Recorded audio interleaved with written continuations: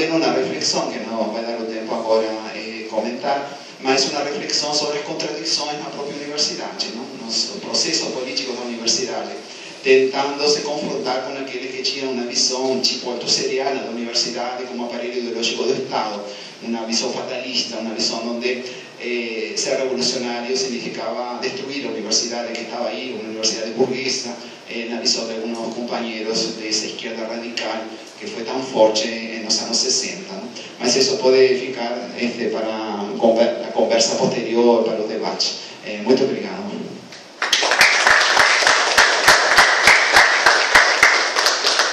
Eu sei, é horrível quanto tempo acaba, né?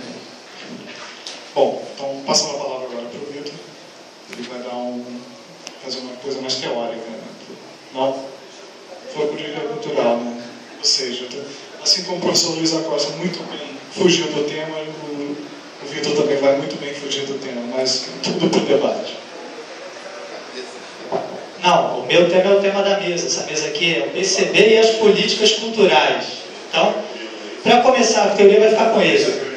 Aqui o seguinte, para começar, para já limpar o meio de campo, quando eu estiver falando de cultura aqui, estarei falando de toda produção ou manifestação voluntária, individual ou coletiva, que vise a ampliação do conhecimento humano sobre o mundo, né? E a posição, a objetivação humana no mundo, conjunto de conhecimento sobre o mundo e sobre o próprio homem. E a política cultural são as iniciativas voltadas, obviamente, relacionadas a disputas de poder que se relacionam a esse campo. Só para a gente limpar o meio de campo, é daí que eu vou começar. No Brasil, para poder chegar no PCB, é importante a gente dar uma localizada sobre o que está acontecendo com políticas culturais no Brasil hoje, né? Quando você fala de política cultural, é possível pensar em três agentes principais aí. Por um lado, o Estado, que intervém. Por outro lado, o mercado. E por outro lado, algo que eu chamaria de intelectuais e artistas juntos em movimento. Ou seja, movimentos sociais na área da cultura. Tá alto demais ou tá dando para ouvir legal? Tá. Movimentos sociais na área da cultura. No Brasil, nos últimos anos, a gente tem visto, junto com o refluxo do movimento da classe trabalhadora, um refluxo também dos movimentos sociais na área da cultura. Então, de muitos anos para cá, eu diria, principalmente de 30 anos para cá, principalmente o Estado e o mercado têm espaço na área da cultura. Os movimentos sociais estão na defensiva, né? Claro, quando eu falo em Estado e mercado, eu não estou tirando aqui os artistas como indivíduos, né? Esses têm espaço, eles estão aí, não é? Tem o Caetano Veloso, o Gilberto, esses caras estão aí, os artistas da Globo. Só que esses caras, quando atuam como indivíduos, estão atuando no mercado. Esse é o pressuposto do qual eu estou partindo. Quando eles atuam apenas como indivíduo, sem estar relacionado a uma movimentação mais ampla, ligada à classe, né, à classe trabalhadora, da qual eles fazem parte, aliás, mesmo que não saibam disso, eles estão intervindo nos marcos do mercado. Então, estão intervindo em geral como figuras, indivíduos que são agentes de forças estranhas a eles, como os trabalhadores em geral, aliás, né? Agentes de forças estranhas a eles, ou empregados de empresas, indivíduos que, mesmo como artistas e, portanto, como criadores, devem agir segundo normas rígidas e bastante limitantes, de acordo com o padrão vigente na indústria cultural.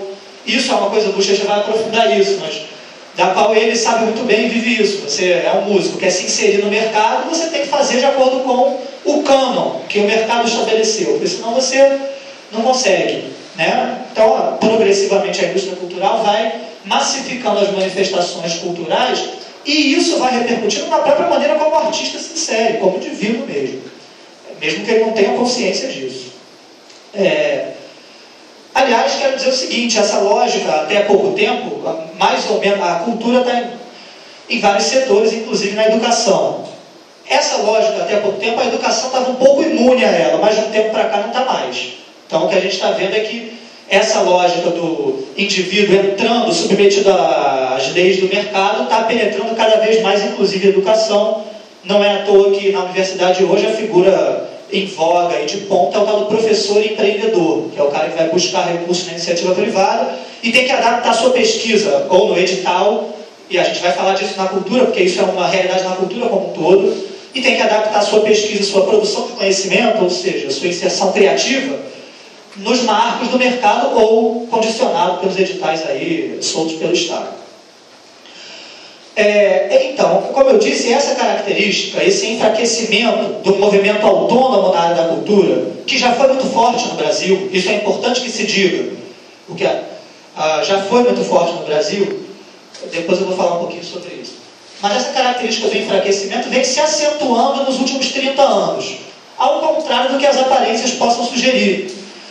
A juventude hoje, uma boa parte da juventude, fica muito maravilhada com coisas como a internet, não é verdade?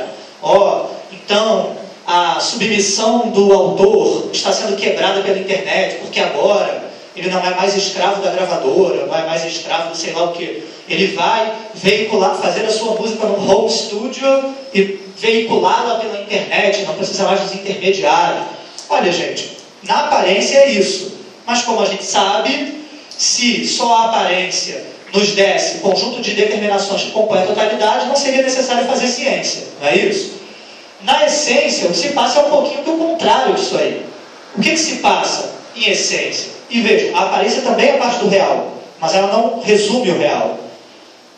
Na essência, o que tem acontecido é que o campo da produção cultural, que também é um campo do trabalho humano, tá? Aí, esse é um debate que eu sei que é polêmico, mas eu tenho uma posição em relação a ele, e estou conversando com vocês sobre isso.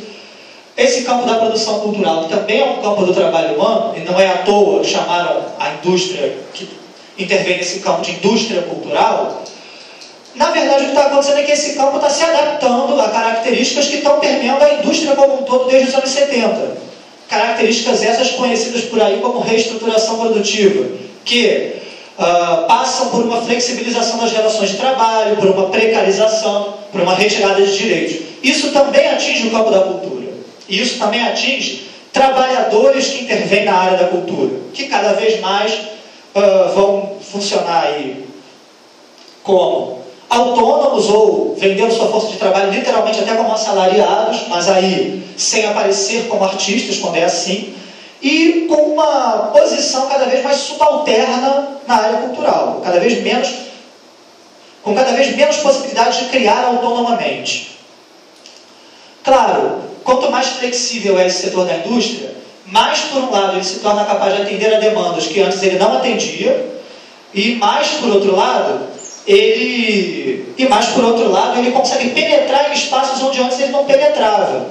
Então, hoje em dia, essa flexibilidade toda da indústria cultural aí é um dos fatores que faz tanta gente acreditar em besteiras como sociedade pós-industrial e somos todos protagonistas hoje somos todos protagonistas de nossas próprias vidas e de nossas escolhas. Afinal, eu não sou escravo da Globo, eu vejo a minha programação no YouTube e besteiras do gênero, né? Mas no plano da aparência, é besteira, mas no plano da aparência funciona beça.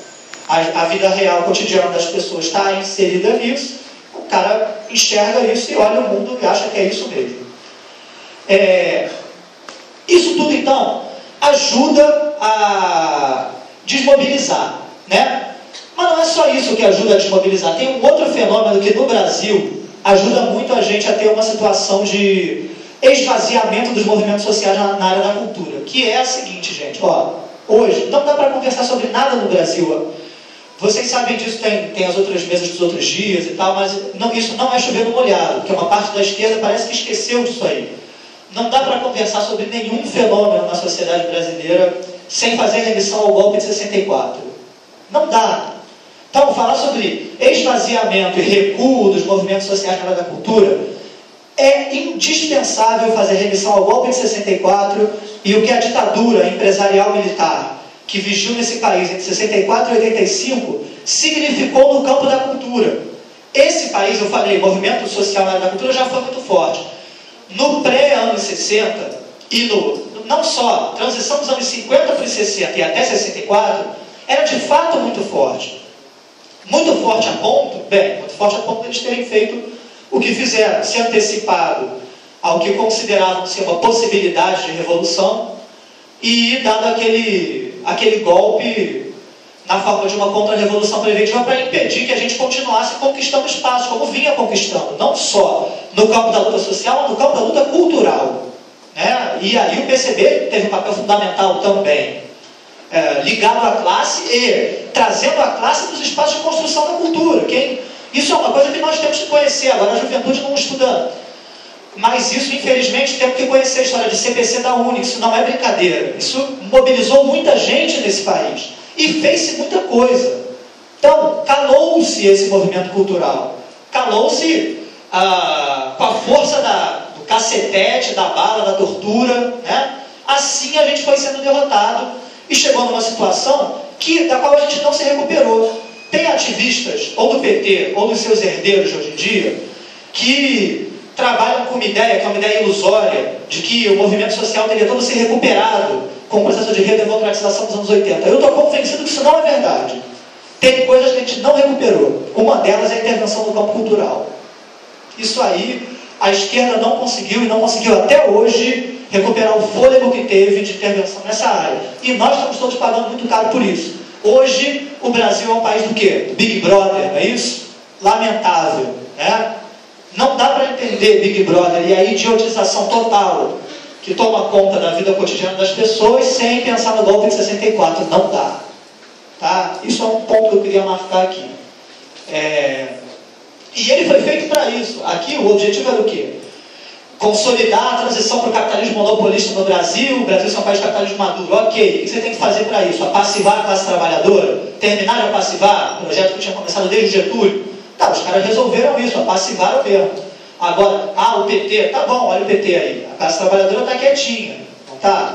Se mobilizou nos anos 80, legal, mas só que quando você tira certos elementos de base, mobilização, perde força e não dá muita coisa. Estamos vendo o resultado disso tudo aí, eu acho, hoje em dia. Desculpa falar sobre isso tão rápido, mas não tem muito tempo. É um tema que dá para se presta largos desenvolvimentos e polêmicas. Eu sei, mas tem posição nessas polêmicas aí. De cerca de 10 anos para cá, começou a se ensaiar no Brasil um processo. Eu falei para vocês, o movimento já estava enfraquecido depois da ditadura. Mais de 10 anos para cá piorou. E por que piorou? Eu acho. Eu acho não. Eu fiz uma pesquisa sobre isso. A minha pesquisa do mestrado foi sobre esse assunto. Eu acho e espero ter conseguido demonstrar, mediante a pesquisa, o que eu vou falar agora. Não vai dar para desenvolver com detalhes, mas vem havendo um processo, um projeto consciente de apassivamento dos movimentos culturais no Brasil de 10 anos para cá. Consciente, da parte do governo Lula e do governo Dilma. Como? Através da formatação de um novo padrão de políticas culturais no Brasil. Formatação de um novo padrão que transforma a política cultural, transforma a cultura em um meio e não em um fim. A nossa máxima como comunistas é: a política é um meio, o nosso fim é a cultura, não é? A política é um meio, o fim é a transformação no campo da cultura e no campo da totalidade das relações sociais. O governo Lula fez um pouco o contrário disso.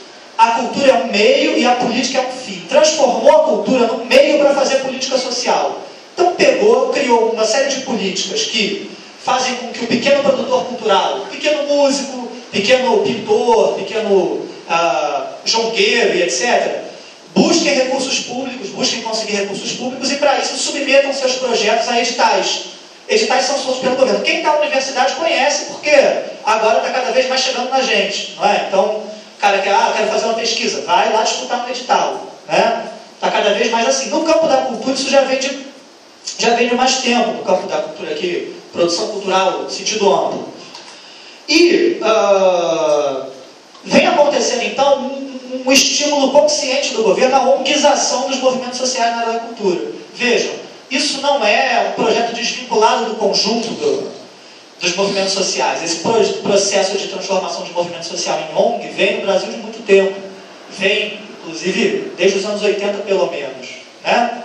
Isso tem atingido com força o campo da cultura. Então, você vê muita gente que outrora já construiu a sua intervenção cultural ligada a uma prática política mais ampla, saindo disso e indo tentar se ligar a uma ONG que já existe, ou fundando a sua ONG para disputar recurso público para manter sua prática cultural viva com dinheiro do Estado, através de prêmios, através do programa Cultura Viva, dos pontos de cultura. Quem está mais ativo nessa área já ouviu falar dessas coisas. Ao mesmo tempo que fazem isso com o movimento social, contribuindo para passivar o movimento social, jogam bilhões nos grandes meios de comunicação, que é o grande compromisso do governo. Eu não trouxe os dados, achei que não precisava. Tem os dados na minha pesquisa, e aí quem quiser se interessar a gente pode conversar sobre isso. Mas são bilhões mesmo, a ponto de... há poucos anos a gente viu o Globopar, o grupo Globopar, né, que é o grupo Globo Participações, a ponto de quebrar e o Estado injetando dinheiro para aquilo continuar funcionando. A ponto de, há poucos anos, o governo promoveu a Confecom, que é a Conferência Nacional de Comunicação, que aprovou a bandeira de democratização da comunicação. Ao mesmo tempo, uma conferência do Instituto Milênio, que é um instituto promovido é um instituto organizado pelo PSDB, e essa conferência foi promovida com dinheiro de organizações Globo, Editora Abril e etc., com o Palocci participando da conferência e o Hélio Costa, que na época era o ministro das Comunicações, e dizendo, ao mesmo tempo que a Conferência dos Movimentos Sociais aprovava a democratização da comunicação, o Hélio Costa na conferência dizendo, não, podem ficar tranquilos, democratização da comunicação não vai mexer com a atual estrutura, podem ficar tranquilos, o financiamento público vai continuar, a gente não está pensando em rever, por exemplo, a estrutura de concessão, e não estavam mesmo, não reviram nada, é ou não é? Tá aí a estrutura até hoje. Nesse país não se discute isso. Alguém aqui já participou de algum debate sério sobre revisão de concessão de rede de televisão, de rádio? Já viram isso acontecer? Alguém aqui já abriu o jornal um dia e estava lá escrito, agora chegou a hora de renovar a concessão da rádio tal, vamos ver. Não existe isso. As concessões são renovadas automaticamente, parece empresa de ônibus. Aliás, não estou usando exemplo à toa. Foram construir o BRS, teve um debate. Renova ou não? Acabou o debate. Faz o BRS, mete as empresas, divide o loteio entre cada um e pronto. Então, aqui nesse país não se discute esse tipo de coisa. Isso faz parte de um compromisso. E aí, gente, de um compromisso que constrói um modelo de funcionamento da esfera cultural, que é esse. Por um lado, grandes monopólios, grandes conglomerados, isso se consolida no Brasil como a ditadura de 64, já vinha adiante, mas se consolida aí. Monopólios, indústria fonográfica, indústria audiovisual e indústria para tudo que vocês imaginarem que seja bem cultural, né? Por um lado, e por outro lado, pequenos produtores culturais atomizados, trabalhando como indivíduos que não conseguem se inserir no esquema. E vejam, é grave. Por quê?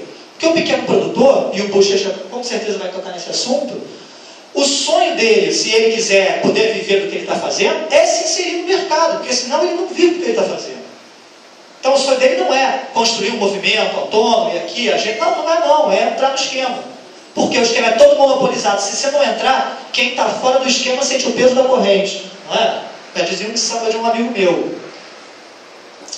Nós, por outro lado, temos os nossos intelectuais, né? E temos os nossos ativistas culturais orgânicos. Então, esses caras atomizados aí funcionam como aquilo que o Gramsci chamou de intelectuais tradicionais. Um ativista cultural, um intelectual também. Ele tem uma intervenção destinada a intervir sobre a realidade, compreender e construir um tipo de conhecimento que é o conhecimento artístico, que é um tipo de conhecimento também, apesar de que tem gente que esquece disso. Nós temos do nosso lado intelectuais e ativistas que podem ter uma posição, esses caras se inserem como intelectuais tradicionais aí, tá? Ou seja, desvinculados de entidades de classe, de uma posição de classe, de aparelhos de classe, aparelhos para disputar posição. Nós temos os nossos. Muitas vezes os nossos também são isso. Né? A gente tem um cara que pode ser militante na área da cultura, ao mesmo tempo ele tem que vender a força de trabalho dele para viver daquilo ali. O cara, um intelectual orgânico, e, aliás, é bom a gente não esquecer disso, eu acho. Intelectual orgânico não é intelectual orgânico full time, sou só um intelectual orgânico e vivo de luz. O cara intelectual orgânico, é intelectual tradicional também, gente. Depende de onde ele está inserido em cada aspecto da vida dele. Então, o Marcos Botelho, que está aqui, é um intelectual orgânico do partido e tal, mas quando ele está lá na UFRJ dando a aulinha dele, lá de economia política, é um intelectual tradicional. Desculpa, mas é isso. E está reproduzindo o sistema lá na universidade também. Tá? Todos nós temos que ganhar a vida com isso. Vale para todo mundo. O Edu está rindo, mas vale para você também, vale para mim. Vale para nós que o Fluirão, para todo mundo. Pois é. E assim, mas só que nós temos os nossos que tem esse espaço de intervenção social enquanto intelectual orgânico. Tá? Isso é o que peculiariza os nossos. Né? Eles não ficam só ali, eles estão lá e estão cá. E aí, como é que a gente faz para potencializar isso? Eu acho que essa é uma questão que está colocada para o PCB hoje. Como é que a gente faz, e ainda mais em momento pré-congressual, em momento de ver como é que a gente se reinsere nas lutas, né? E como é que a gente potencializa a intervenção da classe. Como é que a gente pega os nossos intelectuais e ajuda eles a se inserirem com esse pertencimento do intelectual orgânico e traz mais gente para isso aí também. Porque a gente está pouco hoje em dia. Recuperando a intervenção do Luiz, o Carlos Quijano, no Uruguai, tinha essa preocupação como intelectual nacionalista de construir unidade com setores da esquerda, inclusive os comunistas. Porra, quem dera que essa fosse a nossa grande preocupação hoje. A nossa preocupação hoje é não ter unidade da esquerda e mais, a esquerda se unir toda, não tem ponderação sobre a classe, ponderação residual sobre a classe. Então a gente está num buraco muito mais sem fundo. O que a gente precisa, por um lado, construir intervenção com setores mais amplos e, por outro lado, recuperar ponderação sobre a classe social, sobre a nossa classe. A nossa classe. Aí uma pequena divergência com o Luiz, porque, para mim, classe trabalhadora não é só classe operária, não. É a nossa classe mesmo, porque eu também vivo vendo a minha força de trabalho para sobreviver e estou trabalhando com o conceito de classe trabalhadora aqui, que é mais amplo do que esse. Eu acho que aí são os nossos debates. Aí é para a gente debater. Outra coisa, como formar nossos intelectuais orgânicos?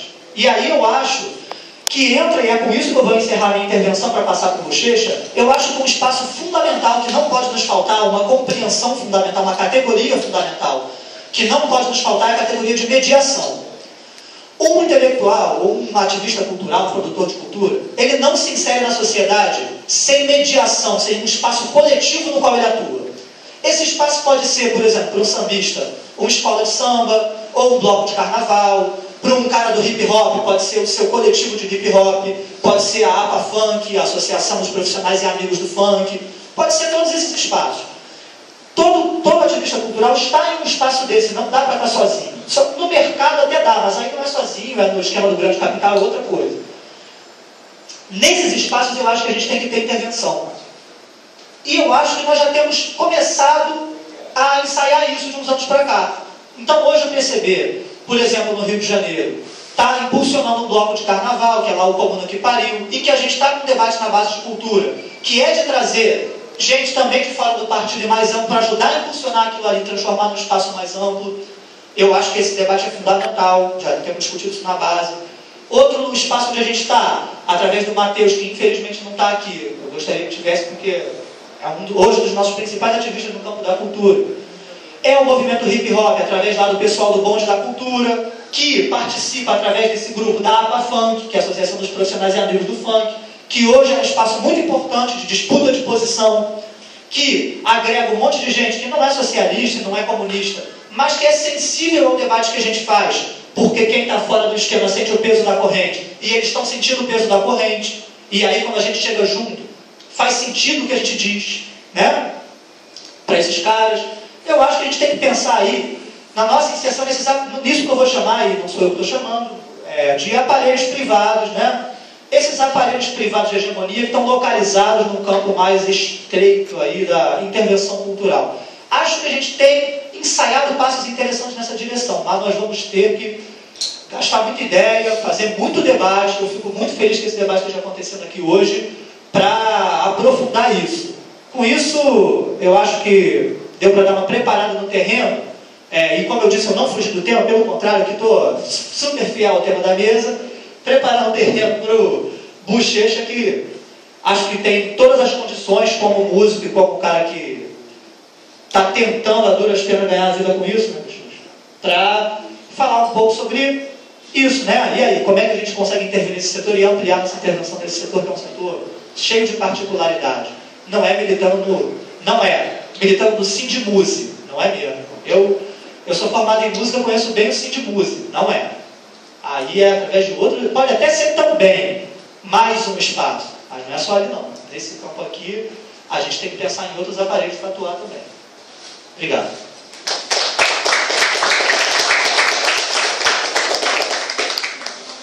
Ok, vamos passar então para o camarada Bochecha. Boa noite, gente.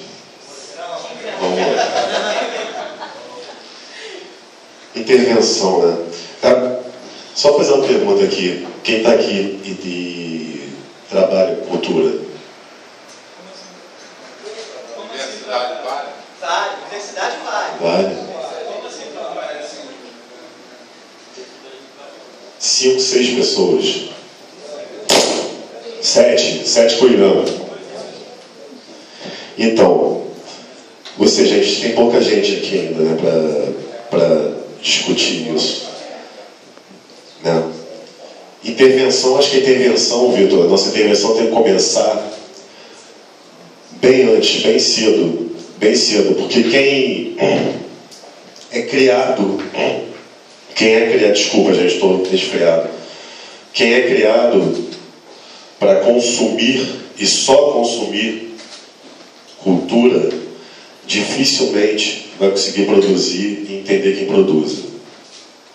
É muita distância, muita distância. A gente começa a discutir isso lá na universidade. Não sei, eu nunca entrei na universidade, nunca fui universitário, ou seja, não discuti isso na universidade, porque eu não participo da universidade. Mas eu faço isso aqui fora. E estou dentro do meu partido fazendo isso. Mas a gente tem que começar isso lá atrás, lá com os adolescentes, que eles, sim, vendo o mercado, como funciona o mercado, esses caras começam a produzir cultura vendo esse mercado aí. Só que não se discute isso antes com eles.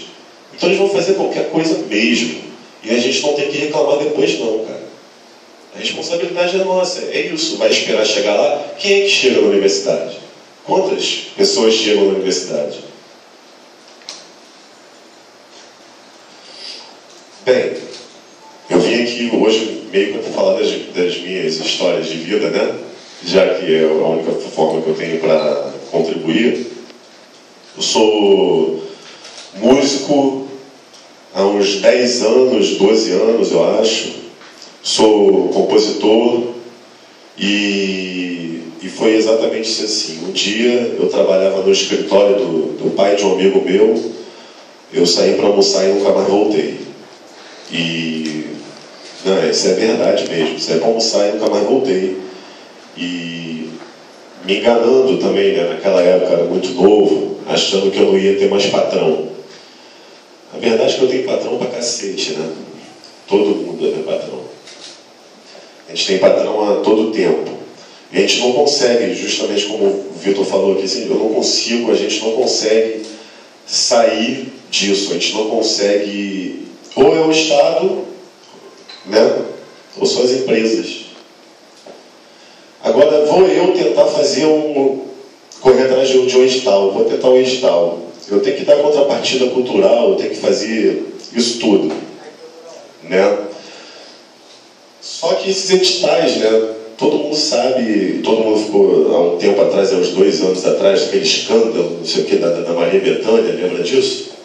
A Maria Bethânia conseguiu tanto de dinheiro, 1,5 milhão, né?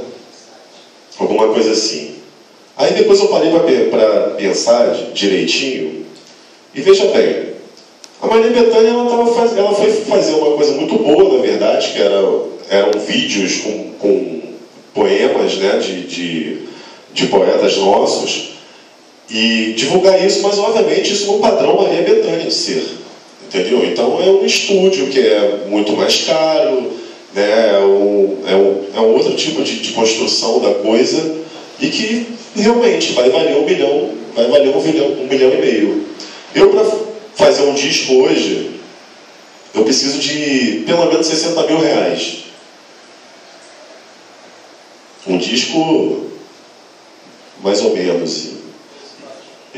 12 faixas, um disco de 12 faixas, né? Não gravado no melhor estúdio, não masterizado né?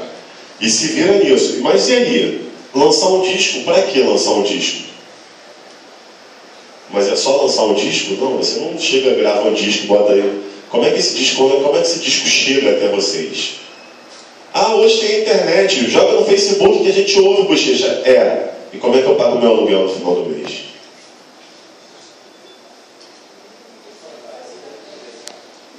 Aí eu tenho que me virar para arranjar 60 mil reais para gravar um disco, né? Porque é o meu trabalho, eu sou compositor, é o que eu me propus a ser, que me proponho a ser.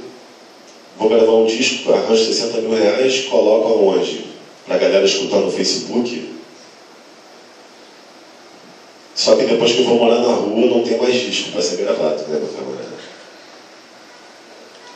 Não tem mais. Hoje vocês vão, quando sair daqui, vão tomar uma cervejinha ali na Lapa, vocês vão ver que as ruas da Lapa estão abertas hoje. Eles abriram a Lapa de novo. Por quê? Eles abriram a Lapa porque a senhora um dia passou mal e precisou ir para o hospital e o trânsito não permitiu que ela chegasse ao hospital. Vamos combinar que eles não pensam em porra nenhuma disso, né? Eles fecharam aquelas ruas ali para os comerciantes ganharem mais graninha, só que isso voltou-se contra eles, né, cara? E tempos depois eles vão lá. Por quê? Ali começaram a ter artistas de rua ocupando a rua, o espaço, faltam 15. Ocupando... Não me mostra essas coisas não, porque senão eu me perco todo. Fico nervoso.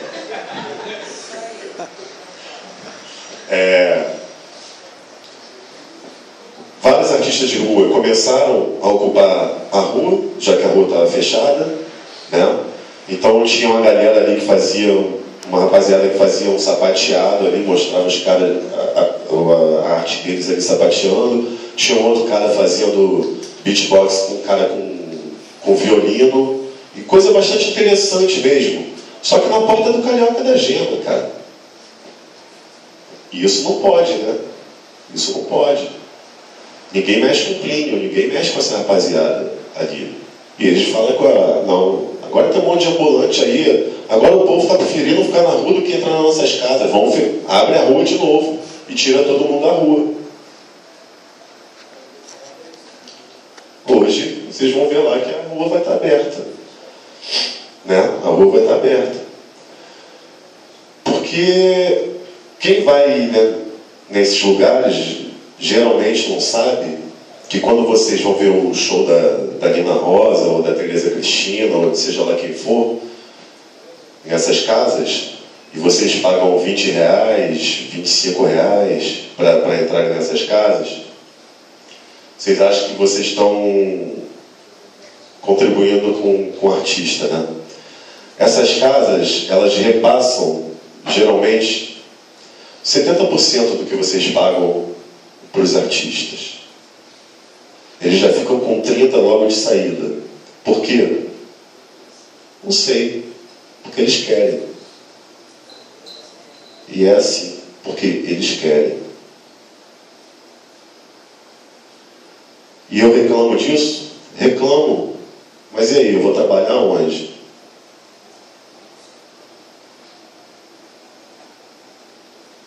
Porque se eu quiser ir trabalhar na rua, também vão me tirar da rua também.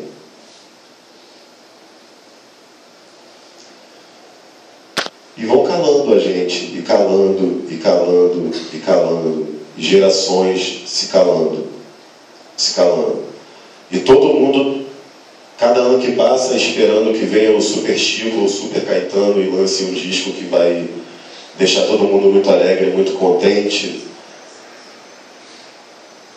E vamos lá pagar 250 pratas para assistir o show do Chico, né? Porque, veja bem, eu sou fã do Chico, tá? Quero deixar isso bem claro. É um dos caras que eu persigo, assim. Mas é isso, o Chico ele não dá contrapartida cultural de nada mais hoje, né, camarada? O Chico ele já tem um showzinho dele lá bancado, já está todo bancado. Quando vocês pagam lá, na verdade é só fazer voltar o dinheiro. Mas esses caras eles não fazem mais hoje um show aberto, né? Vamos fazer um show ali na praia, né? Essa temporada aí, vamos fazer nenhum show na praia pro povo. Isso não tem mais. Não tem mais. E é isso, com o dinheiro público. A rádio faz o que quer da vida. As rádios fazem o que quer. A televisão nem discuto isso. Mas as rádios fazem o que querem da vida. Você, para entrar numa rádio, você tem que pagar jabá. Se tu paga jabá, você fica queimado no meio. E aí? Eu tenho que esperar cair nas graças do Caetano e virar uma Maria Gatu, né? Isso. Fora isso, a gente continua sem saída. E a gente vai buscando saídas. E eu sempre falo para nossa galera, do nosso meio, que não adianta, cara. Que esse sistema está justamente aí para isso, para separar a gente cada vez mais, sabe? Que cada um corra atrás da sua individualidade. Mas que é uma grande mentira. Ninguém vai resolver nada individualmente. Ninguém vai resolver nada individualmente. E a gente busca saídas, a gente unindo, falando com a rapaziada, gente, vamos fazer nosso disco, né? Nosso disco, posso dar de exemplo o nosso disco. Que eu estou há anos tentando gravar um disco, eu não consigo gravar um disco. Estou com 200 músicas e fazer um disco de 20 está difícil. Chamamos 15 intérpretes. Todo mundo aceitou fazer aqui no amor. Ninguém cobrou nada. Mais 50 músicos envolvidos, arranjadores, ninguém cobrou nada. Eu e mais os amigos nos juntamos para tentar fazer esse disco independente. Foi-se uma grana e não conseguimos terminar o disco. Isso é frustrante. Vamos correr atrás de um edital, né? Vamos correr atrás do edital. Botamos lá no edital da Funarte, estamos concorrendo, sair em maio. E não sei não, porque você concorre ali com uma galera que é outra coisa que dá para entender também o porquê da Maria Bethânia, né? Um edital que a Maria Bethânia faz, ele é recebido com carinho, né? Por quem está escolhendo as coisas lá atrás, né? E quem é bochecha?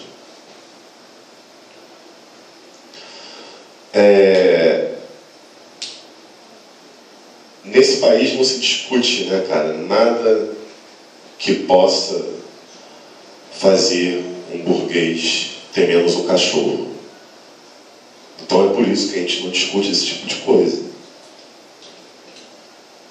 Eles precisam ter os cachorrinhos deles lá. Se der para comprar mais um ano que vem, eles compram.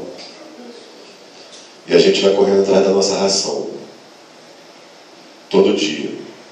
Todo dia. E eu sempre tento trazer os meus amigos músicos para esse tipo de debate. E eu vou te falar, eles correm disso. E correm. Mas eu também entendo, sabe? Eu entendo por que eles correm disso. Eles têm que fazer outras coisas, né, da vida.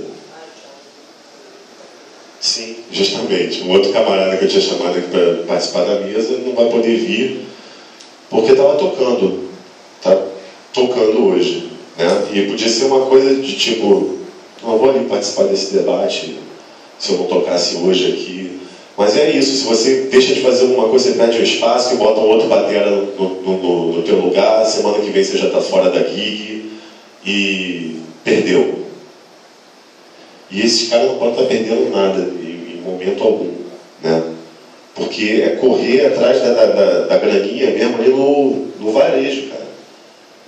Saca? É 60 pratas, 80 pratas, 100 pratas. O cara vai lá, trabalha 4 horas tocando para ganhar 100 reais.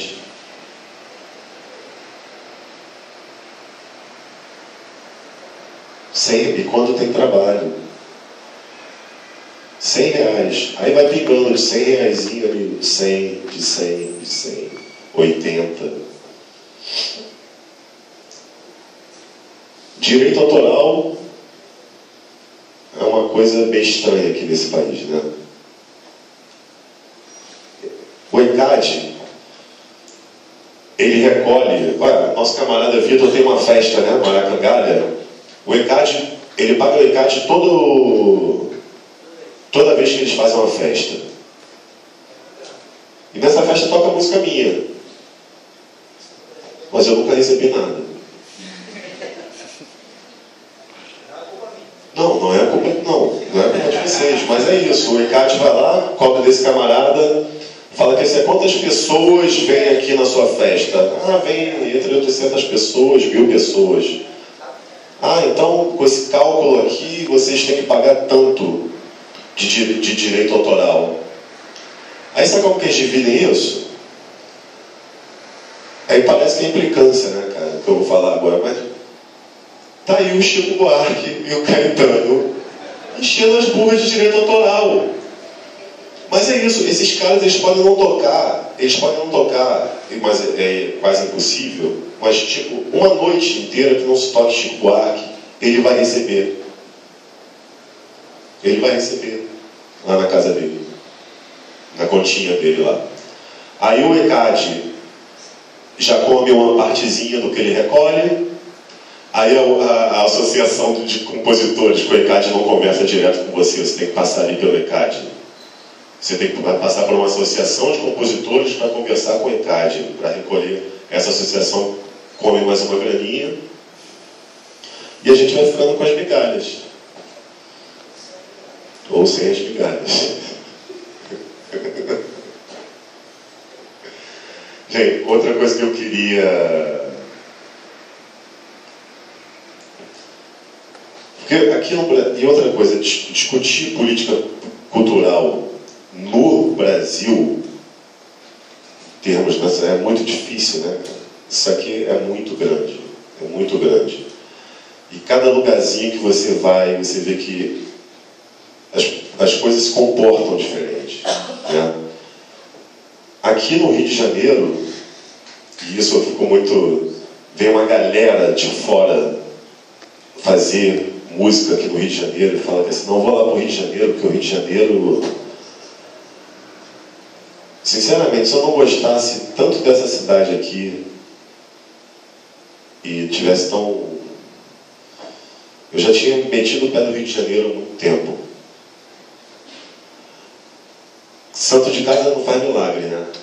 São Paulo, em São Paulo, você sai daqui, você é músico carioca, você chega em São Paulo, as pessoas tratam de uma outra forma, né?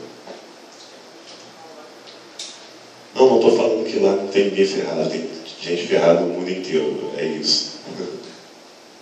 É isso. Mas a questão é que aqui, né, a gente tem essa história de que o carioca, que parece que, né, mais do que no resto do Brasil inteiro, consome música e cultura de uma outra forma. Eu acho que não é, né? O carioca pouco lê, o carioca pouco vai ao museu, o carioca pouco vai, né, vai ao teatro, vai, mas assim, o pessoal que a gente conhece, né? Agora, a grande maioria mesmo não faz isso, não. E essas pessoas, elas muito mal saem de casa. Então, elas absorvem o que chega lá na casa delas.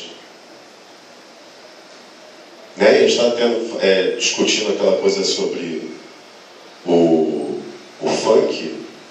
O funk não é o funk que toca na rádio, nem o funk que deixam passar na Rede Globo.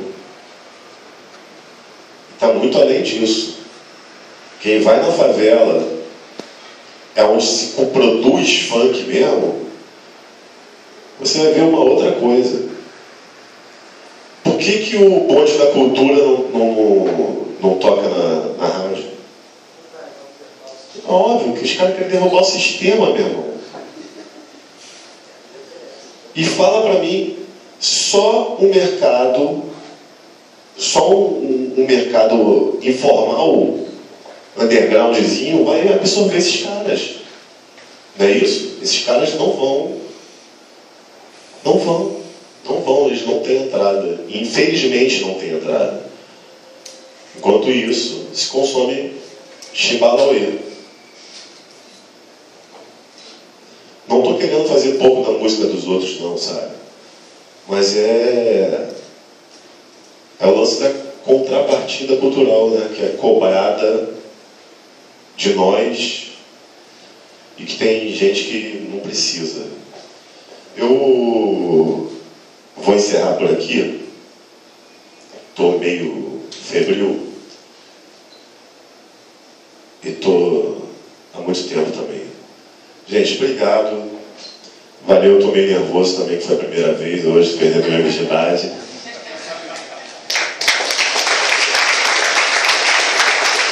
Mas se alguém quiser depois continuar a conversa, a gente conversa depois também. Para vocês verem a dificuldade da vida do produtor cultural, acho que o Bochecha fez a intervenção mais pessimista desse seminário até agora. Vocês veem que o bicho está pegando. Camaradas, eu também não me privaria de algumas palavras. Dentro de todo esse panorama que foi bem amostrado aqui na mesa, eu queria citar aqui 3 pontos que eu acho importantes para as discussões futuras, que, afinal de contas,